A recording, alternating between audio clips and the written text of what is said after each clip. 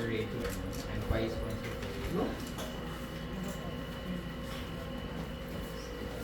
You're ready, pwede kayo magpawak ng pawak. So, gilid na ginang at ginoo na rito sa tayo. Ngayon, upang saksiyan ng pag-isang bigay, na Arnel magsungkol simbahan at Jodeline Delganos de Palo, alinsunod sa batas na Republika ng Pilipinas. Ang kasal ay isang bukod-ang kasunduan tungkol sa permanenteng pag-ibig is at panghabang buhay na pagsasama ng isang lalaki at babae na idinadaos ayon sa batas patungo sa pagtatatag ng buhay ng mag-asawa at buhay pang pamilya. Isinasaad sa ating family code na ang kasal ay isang kasunduan at simulain ng pamilya at isang hindi nalalabag ng institusyong panlipunan.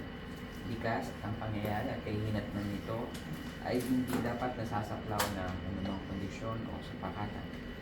Ang kasalan, simulat sa pool, ay walang visa o ang nagpapakasal ay walang karapatan o kakayahang pumasok sa nasabing kasunduan. Kaya tungkulin ko bilang Vice Consul na itanong sa inyo at sa lahat ng mga narito sumusunod. Arnel, nagparito ka ba sa iyong pusang loob upang makipag-isang dibdib kay Jodeline? Opo. Jodeline, nagparito ka ba sa iyong pusang loob upang makipag-isang dibdib kay Arnel? Yes, po. Meron bang sino man dito na may nalalaman na anumang sagabal o hadlang legal sa pag-isang dibdib ni Arnel at Jodeline? Ngayon, ay tutuloy po natin ang seremony. Pwede po kayong magharap. I'll start with you, sir. Please sit. Arnel, tinatanggap mo ba si Jodeline na naririto ngayon bilang iyong asawa ayon sa batas ng Pilipinas? Opo. Jodeline, tinatanggap mo ba si Arnel na naririto ngayon bilang iyong asawa ayon sa batas ng Pilipinas? Yes, po. Please repeat after me, sir. Ako si ang pangalan. Okay. Ako si Sige. Okay to sa kanya. Sorry. Ako si inyong pangalan na maging kabiyak ng aking buhay. At kita'y ang kinin at taglayin kay ang kinin ang piling at taglayin mula sa araw at sandaling ito, mula sa araw at sandali ito, sa hirap at ginhawa, sa hirap at ginawa, sa kasaganahan at pagdaraho, sa kasaganahan at pagdarako, sa ligaya at bigati, sa ligaya at pigati, sa kalusugan at karamdaman, sa kalusugan at karamdaman, hanggang kamatayan. Nako sa iyo at ay hindi mangangako sa iyo ng aking pag-ibig at katapatan. pag-ibig at katapatan. Kayo naman na. Ako si inyong pangalan. Ako si Jodeline Palo.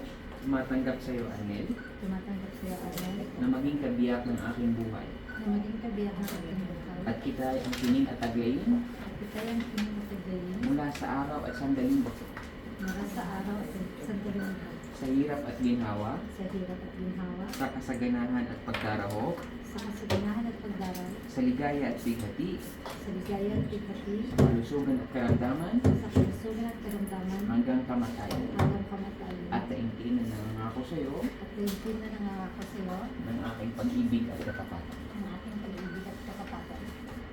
Sir, i-prepare niyo po ang sing-sing sa ring. Step right na.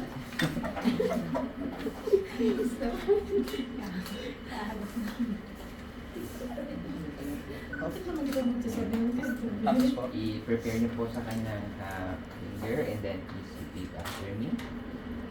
Jodeline, tanggapin at isuot mo ang sing-sing na ito Jodeline, tanggap na so mga sising ako bilang patunay ng aking pagmamahal, bilang patuloy ng aking pagmamahal, pagsinta at katapatan. pagsinta at katapatan. Sige pa.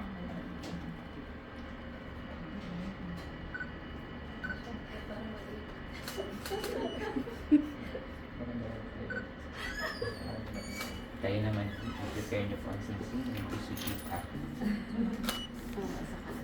Arnel, tanggapin at isuot mo ang sing-sing na ito bilang patunay ng aking pagmamahal, Bilang patunay ng aking pagmamahal, pagsinta at katapatan. pagsinta at katapatan. Sige pa.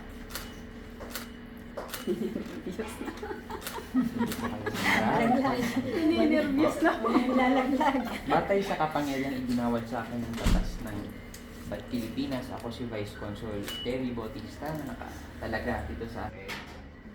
Ngayon ay malugod na nagpapahayag ng pag-isang dibdib ni Arnel at Jocelyn ay naisakatuparan ayon sa Batas ng Republika ng Pilipinas. Ngayon ay inihahayag ko kayong mag-asawang lubos. Mga kaibigan, ni Arnel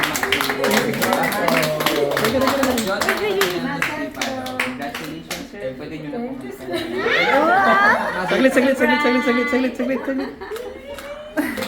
Congratulations.